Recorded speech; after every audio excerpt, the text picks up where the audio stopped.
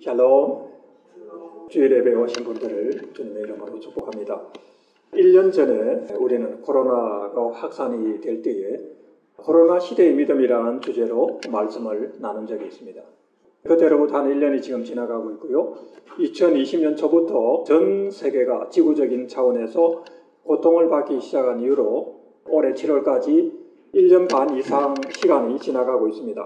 그래서 오늘 이 시간에는 코로나 시대가 아니라 포스트 코로나 시대에 우리는 과연 어떤 믿음으로 살아야 하는가라는 주제로 말씀을, 그간 백신이 개발이 되어 보급되고 있지만 우리의 일상은 아직도 이전으로 돌아가지 못하고 어려움을 경험하고 있습니다.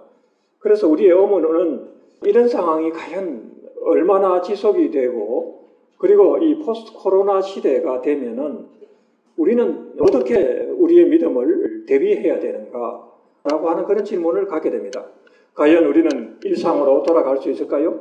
우리의 신앙이 과거처럼 예배하고 전도하고 또 해외에 나가서 선교하고 하는 이런 우리의 신앙 활동을 자유스럽게 할 수 있을까요? 이런 것에 대해서 우리는 한편으로는 기대하는 마음도 있고 또 한편으로는 새로운 상황이 와서 더 어려워지지 않을까 하는 염려도 하기도 하는 겁니다. 그래서 오늘 이 시간 이 예배에서는 포스트 코로나 시대에 하나님께서 우리에게 주는 메시지가 무엇인가? 성경을 통해서 또 역사적인 교훈을 통해서 우리에게 주시는 말씀으로 함께 은혜를 나누고 우리의 앞으로의 믿음의 방향에 대해서 우리가 마음을 새롭게 하고 또 결단하고 준비하는 그런 시간으로 가지려고 합니다. 코로나19가 전 세계에 확산이 되면서 많은 사람들이 고통을 받고 영향을 받고 있습니다. 확진자가 지금 전 세계적으로 1억 8천만 명이 넘었고요. 그리고 400만 명 이상이 사망하였습니다. 백신이 개발이 되어서 접종을 하고 있지만 코로나 바이러스가 변이 바이러스가 자꾸 나타나면서 백신의 그 방역 효과는 크게 나타나지도 않고 우리나라에서 지금 4차 대유행이 되고 있고 전 세계적으로 지금 다시 또 코로나가 퍼져나가는 그런 상황을 맞이하고 있습니다. 자, 그런데 이런 현상, 이 전염병으로 인해서 사람들이 고통을 당하고 하는 이런 현상이 역사적으로 돌아보면 처음은 아니에요.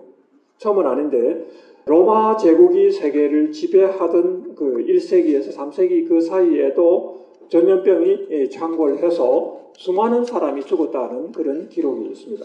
그리고 13세기 이후에는 유럽의 흑사병이라고 하는 그 전염병이 발생을 해서 유럽 인구의 3분의 1 이상, 약 1억 명가량의 인구가 사망했다고 하는 그런 역사적인 기록이 있습니다.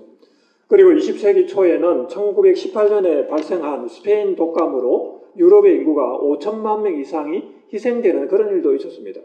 자, 그런데 지금 우리가 지금 경험하고 있는 이 코로나19의 현상은 과연 어떤 현상인가?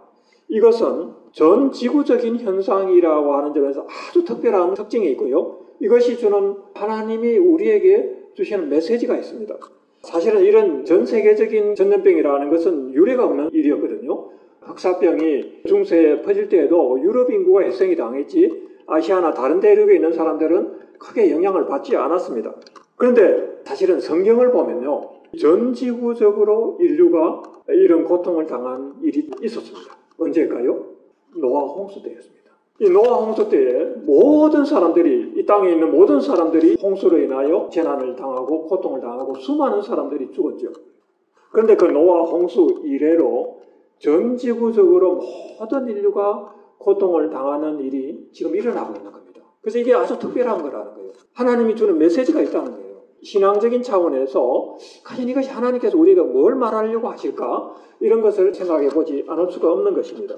코로나가 주는 이 보험적인 메시지가 있는데 코로나19라는 이 바이러스는 어떤 그런 현상이냐면은 눈에 보이지 않는 현상입니다. 근데 영적으로 보면은 우리의 죄가 눈에 보이지 않는 것처럼 코로나19 바이러스가 눈에 보이지 않는 거죠. 눈에 보이지 않지만 이 상당히 강력한 영향을 미치면서 우리 몸속으로 들어옵니다.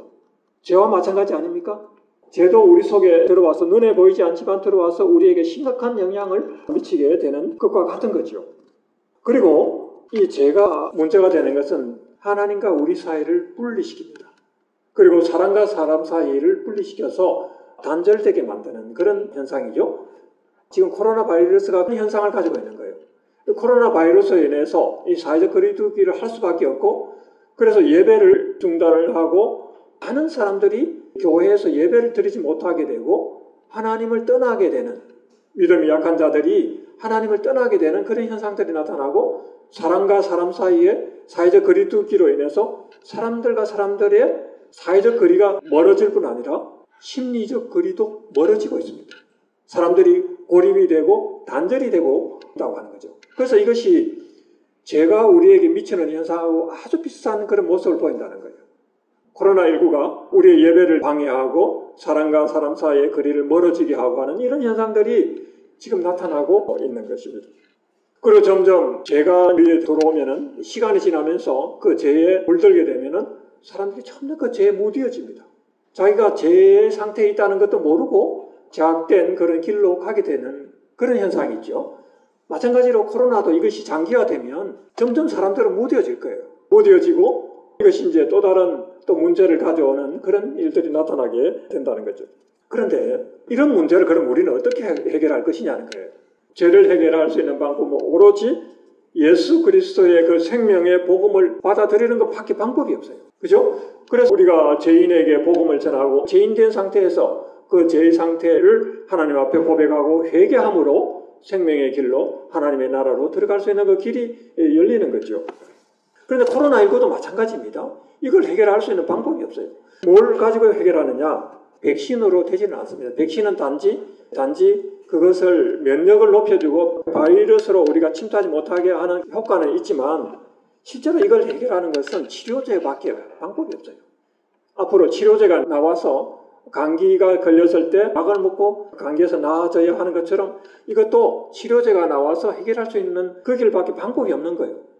그래서 앞으로 또 다른 바이러스가 생기면서 이제 우리가 이런 현상에 아주 익숙하게 되는 그런 사회로 가게 될 거예요.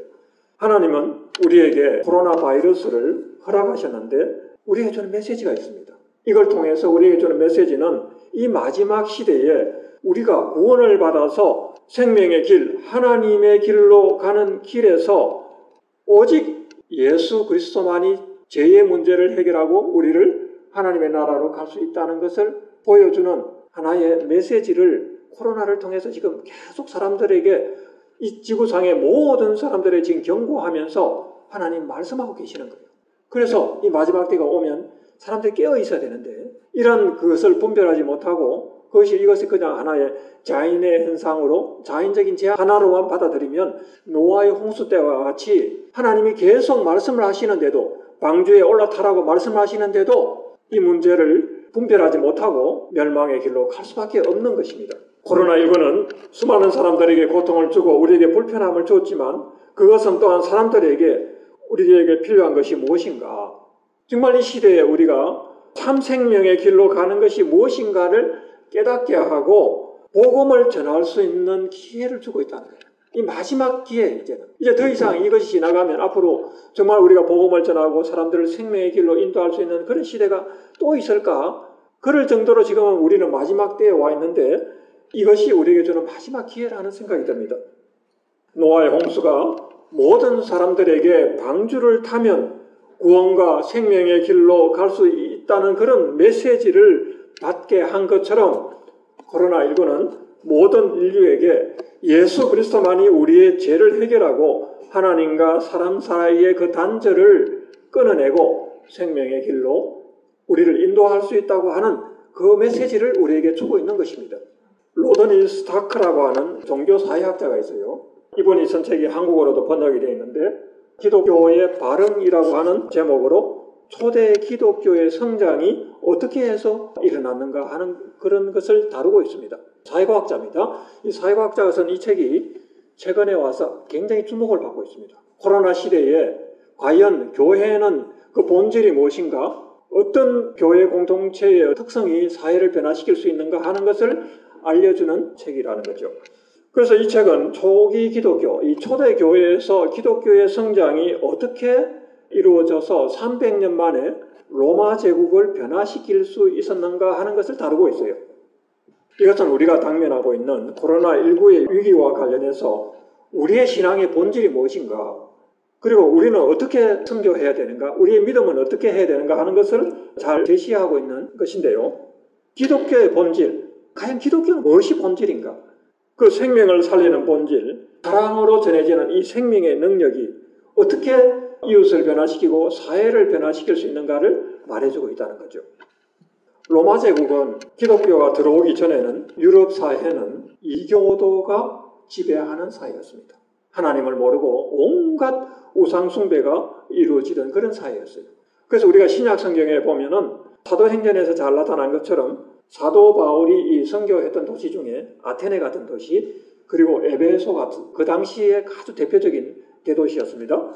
그 도시들에는 심각한 우상 숭배가 있었습니다. 온갖 우상 숭배가 행하여졌고요. 그런 가운데 그 사회도 코로나19와 같은 그런 전염병이 휩쓸어가는 그런 시기가 있었습니다. 그런데 로마 제국에 이 전염병 같은 이런 재난이 발생했을 때 이교도들은 아무것도 할 수가 없었습니다. 그들은 그냥 집에 갇혀 있거나 그냥 그 도시를 떠나거나 그걸 회피하는 것 밖에는 다른 아무 손을 쓸 수 있는 그런 방법이 없었던 거죠. 그런데 반면에 초대교회 성도들은 이 전염병과 재난을 당하는 중에 지극히 헌신적이었습니다. 교회 공동체와 함께 그 이웃으로 살았던 이교도들은 이 교회 공동체의 성도들로부터 많은 도움을 받았다는 거예요.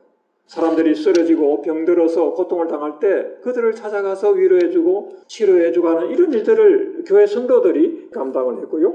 그래서 그러한 도움으로 인해서, 그러한 헌신으로 인해서 전염병의 재난이 있었지만 이 교회 공동체가 있는 그 지역은 사실은 큰 피해를 받지 않고 살아남았다는 거예요.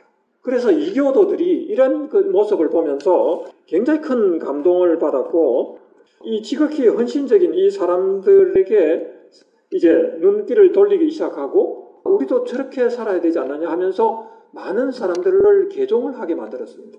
그런데 이 초대교회 성도들은 어떻게 이런 위기 속에서, 이 전염병의 위기 속에서 이렇게 헌신적일 수 있었을까요? 한번 생각해 보시죠. 어떻게 그들은 그렇게 헌신적이었을까? 자기의 생명을 무릅쓰고 이웃을 위해서 봉사하고 헌신하고 도움을 제공하는 그런 활동을 어떻게 할 수 있었을까요? 그것은 교회의 본질 때문에 그렇습니다. 우리에게는 생명의 확신이 있습니다. 우리는 죽어도 산다고 하는 생명의 확신이 있는 거예요. 부활의 소망이 있습니다. 그리고 천국에 대한 믿음이 있습니다. 이런 것들이 있기 때문에 교회 성도들은 이런 세상에서 나타나는 전염병과 같은 재앙을 이길 수 있고 두려움을 이기고 세상이 하지 못하는 그런 사랑과 헌신을 할 수가 있었다는 거예요. 종교개혁이 일어났던 중세에도 루터와 칼빈은 최근에 지금 요즘까지 남아있는 기록을 보면은 패스트라는 전염병에도 불구하고 성도들로 하여금 이웃을 섬기라고 하는 그런 메시지를 주고 있어요. 그때에도 중세 때에도 성도들은 패스트가 유럽에 만연할 때에도 헌신적으로 이웃을 위해서 봉사하면서 기독교의 신앙의 본질을 지켰던 겁니다. 이러한 예수님으로부터 부어진 이 사랑과 섬김은 세상 사람들에게 큰 감동을 주었습니다. 전염병 같은 재난이 사람들을 괴롭혔지만 사람들이 고통을 당하는 가운데 기독교의 선행을 본 이교도들이 기독교로 개종을 하기 시작하였습니다. 그래서 이것은 짧은 시간에 이루어진 것은 아니고요. 1세기부터 3세기라고 하는 상당한 시간이 지나면서 이런 모습을 본 이교도들이 점점 기독교로 개종을 하고 돌아오기 시작하므로 이제 3세기가 지나고 4세기가 되었을 무렵에는 AD 313년에 콘스탄틴이라고 하는 로마 황제가 제위하고 할 무렵에는 이미 사회가 변화되었다는 거예요. 그래서 변화가 되어서 로마가 기독교를 국교로 정할 정도로 유럽 사회가 변화되어 있었다는 거예요. 그래서 우리가 흔히 아는 것처럼 콘스탄틴의 황제의 어떤 개인적인 회심, 어떤 기적이 기독교를 국교로 만든 것이 아니라는 거예요. 그것이 아니라 오랜 세월에 걸친 이 기독교 신앙의 본질이 유럽 사회를 변화시켰다는 거예요. 이 이야기는 기독교 신앙과 관계없는 사회과학자가 한 이야기예요. 로드니 스타크는 이 신앙인이 아닙니다. 단지 한 사람의 종교사회학자요, 사회과학자인데 그 사람이 그 역사 속에서 기독교가 초대교회가 어떻게 유럽을 변화시켰는가를 분석한 책이라는 겁니다.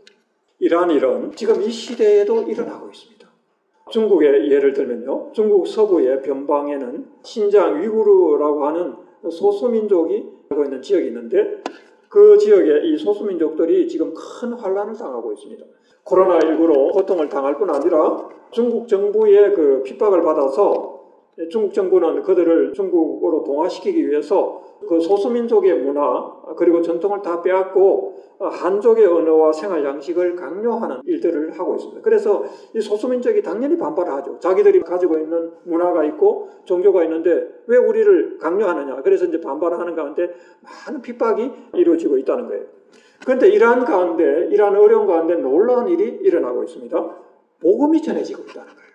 정부의 핍박과 코로나의 고통이 늘어나고 있지만 그들의 마음은 점점 가난해지고 있다는 거예요. 마음이 점점 가난해져서 이렇게 말한다고 합니다. 우리의 종교로는, 그 이슬람 종교로는 천국에 가기 힘든데 당신들이 천국의 복음을 전해주니까 너무 감사하다는 거예요.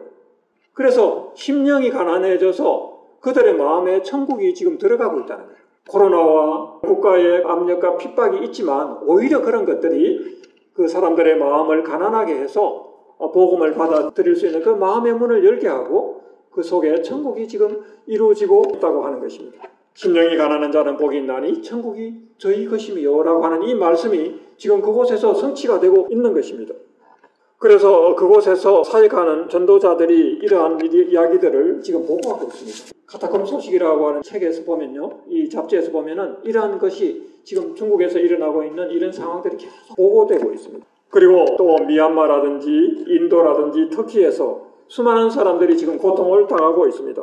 그곳에는 또한 정부의 핍박과 이교들, 불교나 또 이슬람 같은 그런 종교들에 의해서 작은 교회들이지만 그들도 또한 핍박을 당하고 있습니다.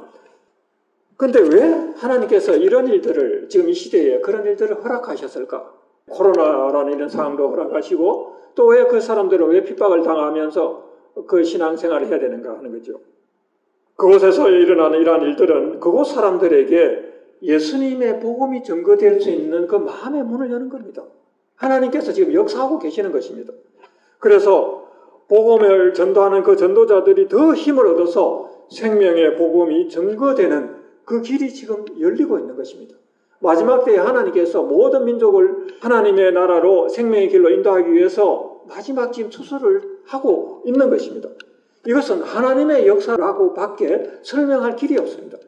그러면 우리는 이 코로나를 경험한 이후에 이 포스트 코로나 시대에 우리는 과연 어떻게 살아야 할 것인가?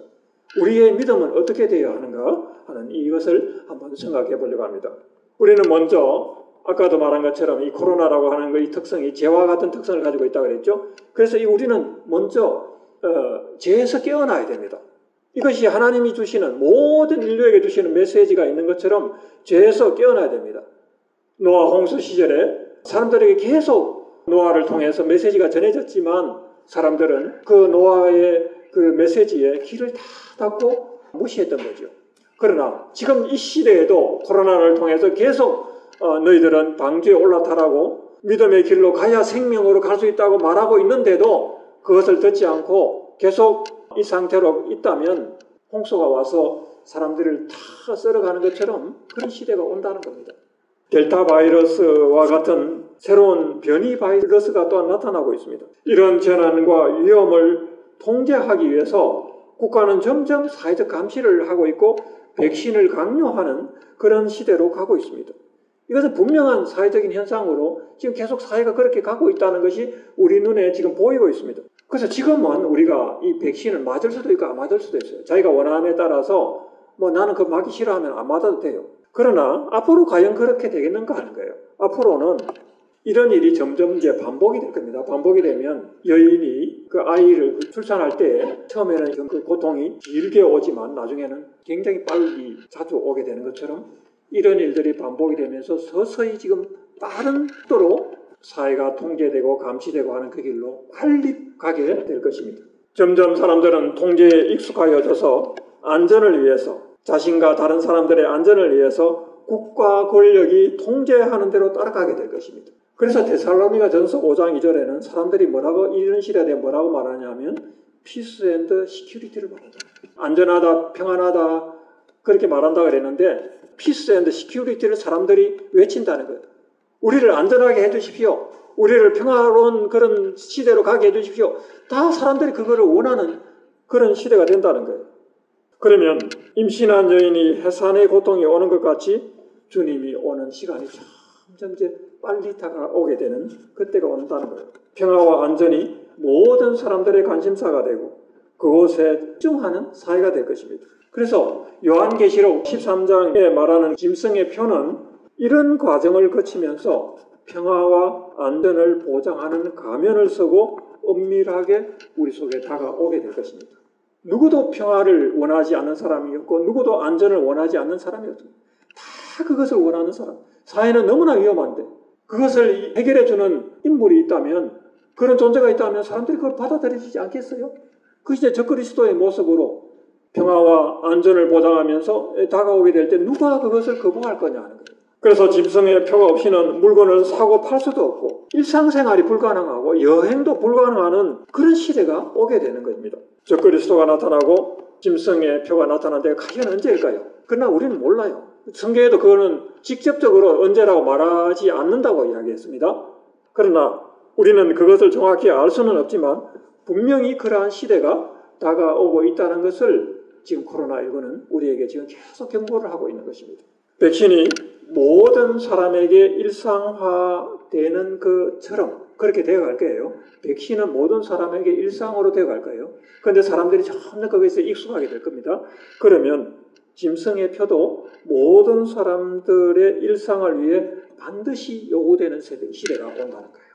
그때가 됐을 때 과연 우리가 그것을 거부할 수 있을까요? 보통 믿음이 아니고는 그 감당하기 힘들 겁니다. 그래서 껴있으라는 거예요. 믿음으로 서 있어야 된다는 거예요. 우리는 지금 전 지구적으로 일어나는 이 현상은 성경의 말씀이 성취되어가는 과정을 보여주고 있는 겁니다. 코로나19를 보면서 지금 성경이 지금 성취되어 가고 있구나. 이걸 지금 보라는 거예요. 우리는 정말 깨어 있어야 됩니다. 생각 없이 세상 물결이 흘러가는 대로, 사람들이 하는 대로 국가가 지시한다고 따라가게 되면 그때는 큰 낭떠러지, 낭패를 당하게 되는 일이 있는 거예요. 깨어 있어야 됩니다. 정말 깨어 있어야 됩니다. 복음이 온 민족들에게 증거된 후에는 주님이 오신다고 분명히 성경은 말씀하고 있습니다.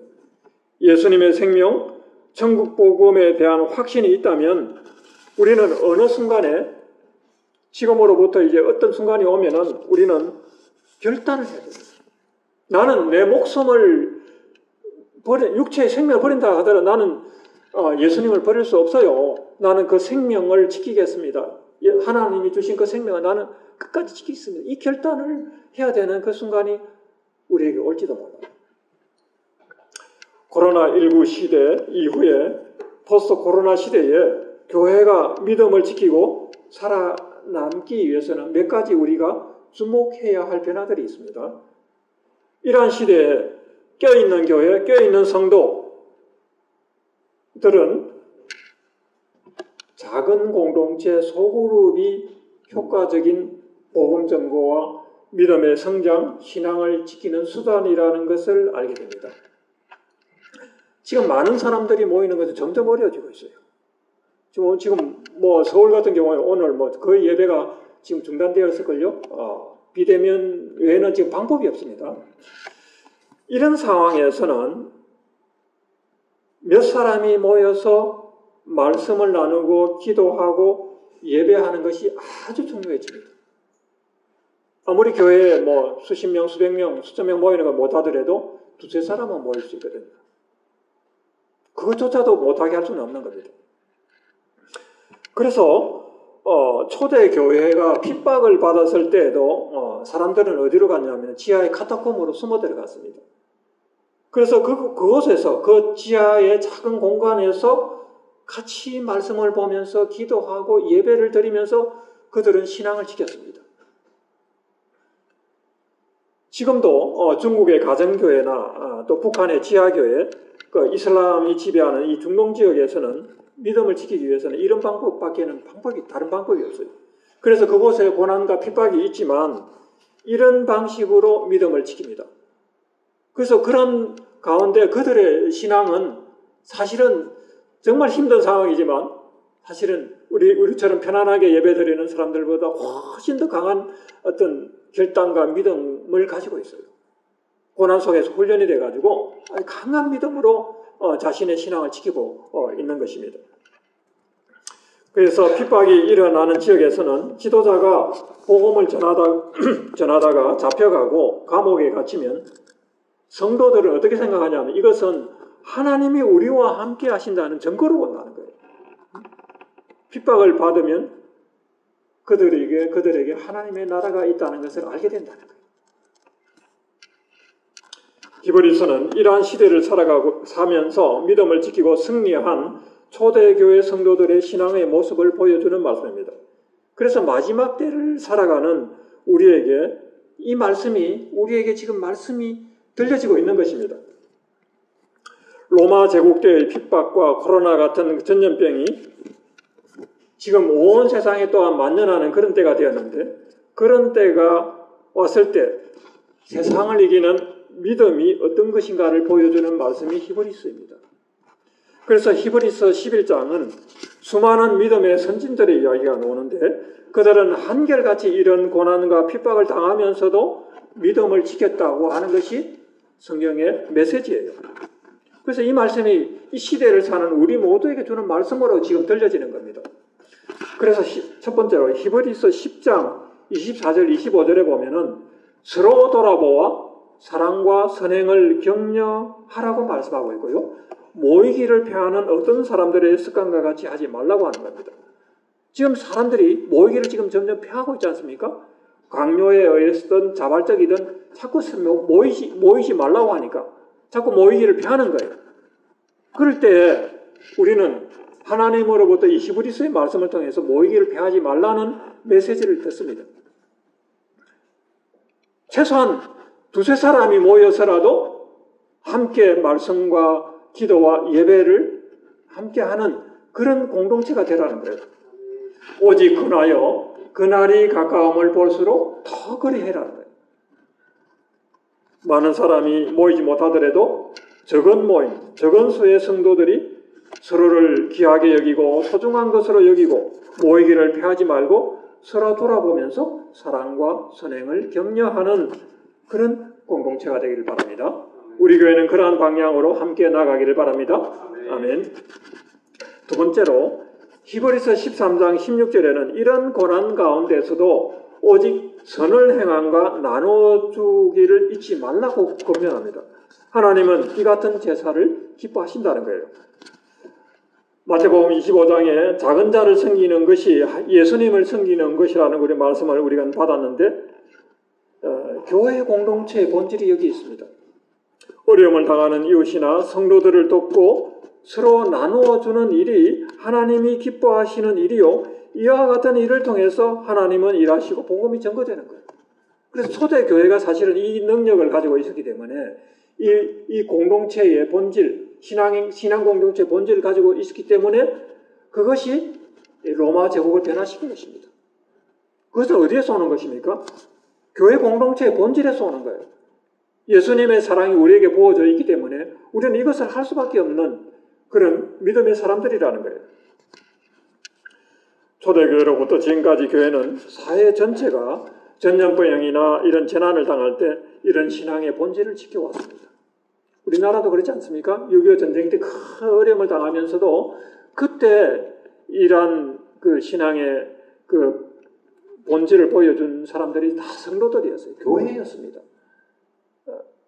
심지어는 미국에서 그 수많은 성도들이 한국의 고아들을 돕기 위해서 그 후원금을 보내주고 와서 복음을 전하고 하면서 한국 사회가 그 믿음을 배우게 되었고, 그 믿음으로 지금 우리는 일어났고, 그리고 그 믿음을 또한 많은 또 사람들에게 다른 나라에 또 복음을 전하고 있는 것입니다.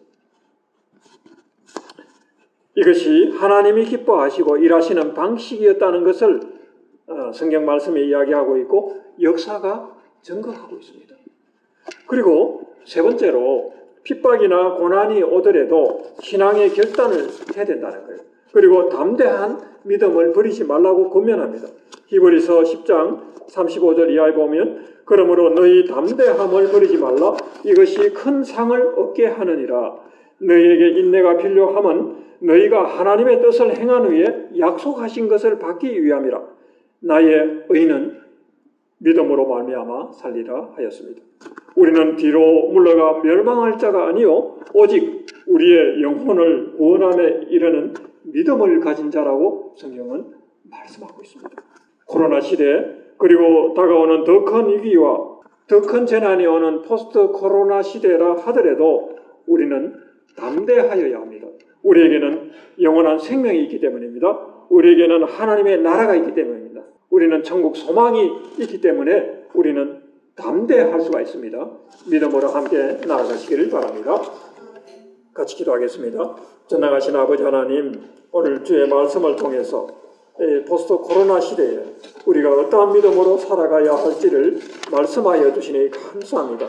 하나님, 우리에게 아무리 어려운 핍박과 고난과 위기가 온다 하더라도 주님이 주시는 이 말씀 안에서 우리가 깨어있게 하여 주시고 포스트 코로나 시대에 우리가 주의 주신 그 생명을 지키면서 하나님의 나라를 바라보며 천국을 소망하는 백성으로서 살아갈 수 있는 그 능력과 그 믿음을 허락하여 주시옵소서. 감사드립니다. 예수님의 이름으로 기도하였습니다. 아멘.